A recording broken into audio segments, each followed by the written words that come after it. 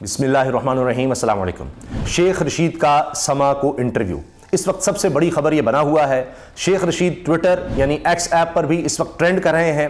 اسد علی طور نے اس بارے میں ویلاگ کیا ہے جو اب ہر طرف ڈسکس ہو رہا ہے۔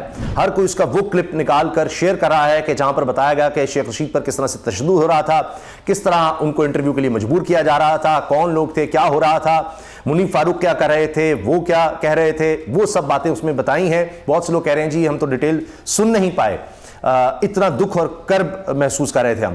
اسد علی طور نے ٹویٹر پر یعنی ایکس ایپ پر بھی یہ تفصیلات شیئر کی ہیں، یوٹیوب کا لنک وہاں لگایا ہے، سب کچھ بتایا ہے، اور اب وہ کیا کہہ رہے ہیں میں آپ کے سامنے وہ رکھ رہا ہوں، آپ سنیے اور اس کی ڈیٹیل انہی سے سن لیجئے کہ وہ کیا بتا رہے ہیں کہ شیخ رشید کے ساتھ کیا ہوا، کس طرح سے یہ ان کا انٹرویو سارا ریکارڈ کیا گیا ہے اور حقائق کیا ہیں، یہ آپ اسد علی طور بتا رہے ہیں۔ ان کے بقول یہ سب کچھ ہوا ہے۔ سما نیوز پر ہوا، اس میں شیخ رشید صاحب کے ساتھ وہاں پہ جو سلوک کیا، یہ دیکھیں وہ کیا تھا۔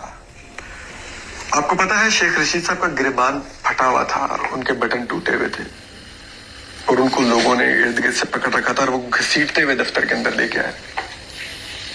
کہہ رہے گریبان کھلا پھٹا ہوا تھا، ان کو گھسیٹ کر اندر لایا گیا اور وہاں پر اس سے پہلے وہ کہہ رہے ہیں علیم خان کے دفتر میں لے جایا گیا، کیونکہ علیم خان سما ٹیلی ویژن کو اب اون کرتے ہیں، استحکام پاکستان پارٹی کے رہنما ہیں، اور یہ آگے ان کی حالت زار شیخ رشید کی بتا رہے ہیں۔ شیخ رشید کے حوالے سے میں بھی کہہ دوں کہ ان کے رشتہ دار کہتے ہیں لاپتہ ہیں، ہائی کورٹ میں ان کا معاملہ چل رہا ہے، تیسری دفعہ ہائی کورٹ نے پولیس کو آخری مہلت دی ہے کہ جی راولپنڈی سے مبینہ طور پر وہ اغوا ہوئے تھے، لاپتہ ہیں، اور اب یہ کہا جا رہا ہے کہ جی ان کا انٹرویو اس سے پہلے آ رہا ہے، آج آ رہا ہے، ریکارڈ ہو چکا ہے۔ اب یہ اسد علی طور کے بقول جو باتیں ہیں سب اسی کو شیئر کریں، سنیے آگے کیا کہتے ہیں۔ اور ایک بندے نے شیخ رشید صاحب کا کالر پیچھے سے یوں پکڑا ہوا تھا اور وہ یوں پش کرتے ہوئے ان کو اندر لا رہے تھے۔ تو شیخ رشید صاحب کو بٹھایا گیا، اور جب بٹھایا گیا تو اس دوران بھی ایک شخص ان کی بدستور کالر کو پکڑ کے پیچھے کھڑا ہوا تھا۔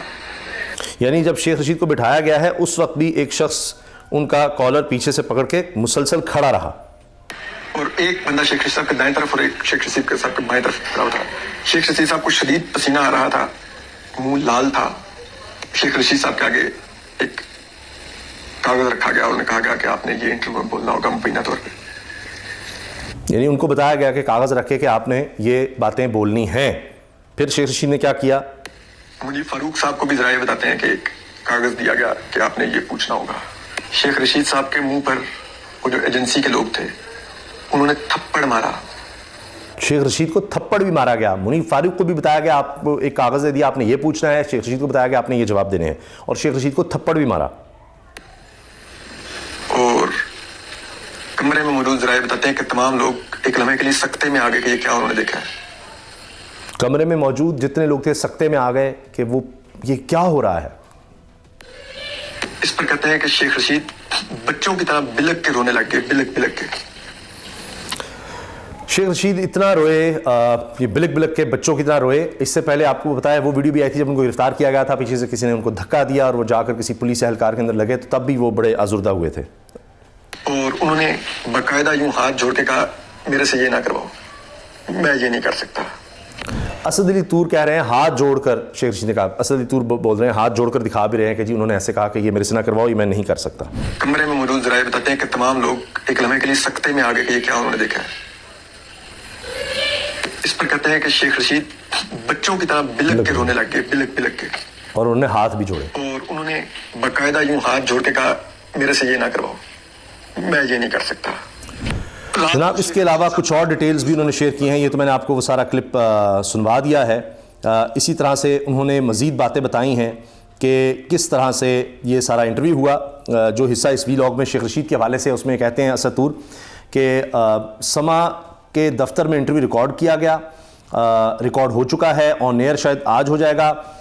شیخ رشید کو 7:30 سے کل رات 7:30 8 بجے کے درمیان سما کے لاہور دفتر میں لایا گیا۔ وہاں ان کو لانے والے ایجنسیوں کے لوگ تھے سادہ کپڑوں میں۔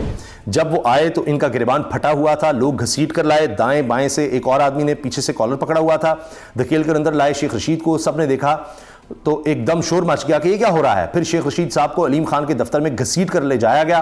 علیم خان خود ملک میں موجود نہیں. شیخ رشید کو جب وہاں بٹھایا گیا تو ایک شخص ان کے کالر کو پکڑ کر کھڑا رہا. پھر دائیں اور بائیں جانب 2 لوگ بھی کھڑے رہے.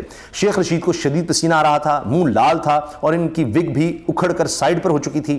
پھر منیب فاروق کو بھی علیم خان کے دفتر میں بلا لیا گیا اور وہ بھی حیران ہوئے کہ کس حالت میں لایا گیا ہے, اور اس وقت شیخ رشید کی آنکھوں میں آنسو تھے. شیخ رشید کے آگے کاغذ رکھا گیا اور کہا یہ بولنا ہے آپ نے, اور منیب فاروق کو بھی کاغذ دیا گیا کہ یہ آپ نے پوچھنا ہے. شیخ رشید کے اس کاغذ میں کچھ باتیں خان صاحب سے متعلق بلو دا بیلٹ بھی تھیں, یعنی غیر اخلاقی بھی تھیں. شیخ رشید صاحب نے کہا میں یہ باتیں نہیں کروں گا. شیخ رشید صاحب کے منہ پر ایجنسی کے لوگوں نے تھپڑ مارا. کمرے میں موجود تمام لوگ سکتے میں آ گئے. شیخ رشید کی عمر 73 سال ہے اور 8 بار وفاقی وزیر رہ چکے ہیں. شیخ رشید بلک بلک کر رونے لگے اور کہا ہاتھ جوڑ کر میرے سے یہ کام نہ کرائیں. پھر منیب فاروق صاحب نے درمیان میں آ کر کہا یہ مت کریں. انہیں بھی پیچھے کر کے کہا گیا آپ درمیان میں نہ آئیں. پھر انٹرویو ریکارڈ کر لیا گیا. اس سے پہلے صداقت علی عباسی صاحب کا انٹرویو ہوا ڈان نیوز پر. ڈان نیوز کے اپنے لوگوں نے کہا کہ جی یہ ٹھیک نہیں ہے, غلط ہے. بہت سے لوگوں نے بات کی. منصور علی خان صاحب انہوں نے عادل شاذب کو آڑے ہاتھوں لیا کہ جی آپ کس طرح سے انٹرویو کر سکتے ہیں, اور اس طرح کی باتیں کیں. پھر اس میں صداقت علی عباسی صاحب کا چہرہ بہت سے لوگ کہہ رہے تھے سرخ نظر آ رہا تھا, شاید ان کو بھی اسی طرح مارا گیا تھا جو بھی تھا. اور اس سے پہلے جناب ہم نے دیکھا کہ جو عثمان ڈار ہیں ان کا انٹرویو کامران شاہد صاحب نے کیا. اس پر بھی بہت زیادہ تنقید ہوئی کہ یہ کیا ہو رہا ہے, یہ کیا بن گیا ہے جرنلزم میں, کس طرح سے ہو رہا ہے. وہ تو ان کے حویلی یا گھر پر وہ سارا معاملہ ہوا. پھر آپ نے دیکھا کہ اس کے بعد شاید بدلا گیا ایک طریقہ کہ فروخ حبیب کا کر لیتے ہیں, کیونکہ اس سے پہلے کہا گیا شاید جیو کو کہا جا رہا تھا کہ آپ یہ انٹرویو کریں. بہت سی اس طرح کی بات ہو رہی تھی. تو پھر فروخ حبیب کو لے جایا گیا IPP کے دفتر اور وہاں جا کر ان کی پریس کانفرنس کروائی گئی. اس کے ساتھ ساتھ آپ یہ دیکھیے کہ شیخ رشید کے بارے میں بھی یہ کہا جا رہا ہے کہ شاید وہ IPP جوائن کریں گے یا جوائن کروائی جائے گی جو بھی, کیونکہ وہ تو تحریک انصاف کے ہے نہیں, ان کی اپنی عوامی مسلم لیگ تھی اور وہ کہتے تھے آخری دم تک میں نسلی اور اصلی ہوں, عمران خان کے ساتھ رہوں گا.